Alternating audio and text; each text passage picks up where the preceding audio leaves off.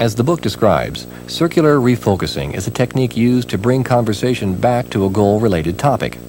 There are many times and reasons that a family member may ramble, lose focus, or complain in ways that are non-productive toward achieving their goals. Circular refocusing uses the following skill components to help redirect conversation to a more productive topic. 1. Listen and identify verbals in the conversation that can be linked back to the teaching topic on which you are working. 2. Tie the conversation back to the goal-related teaching topic. And 3. Continue to teach to the goal-related topic. The consultant must exercise patience in order for circular refocusing to be effective. Let's see an example of this technique being used after the father has been rambling about his car for over 10 minutes.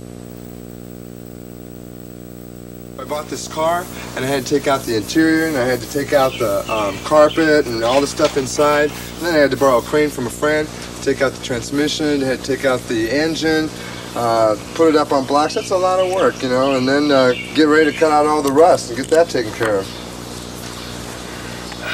How do you take out the rust? The rust is pretty simple. It depends on where it's at. You know, sometimes you have to use a blowtorch, and you could use wire cutters, or you could use a brush in some places. But like down at the bottom where that was, all I had to do was take a screwdriver. It was so bad, just knock it out.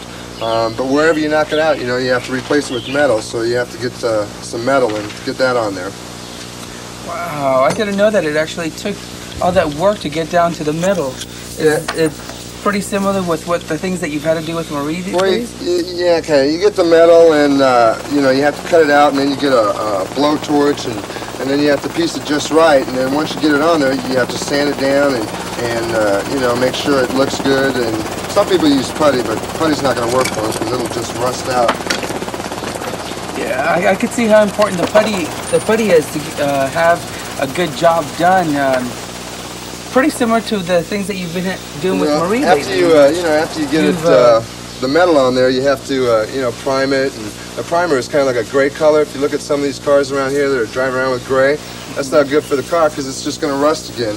They need to prime it because oxygen and moisture gets in there, so you have to paint the car right away once you get the primer on there, or your paint's not going to stick. And you want a good finish on the car, especially when you put so much time and effort into it. Yeah, I could see how important it is to do things immediately. The same thing with Marie, how you need to give that consequence immediately when she comes home late. I guess. It's a lot of hard work.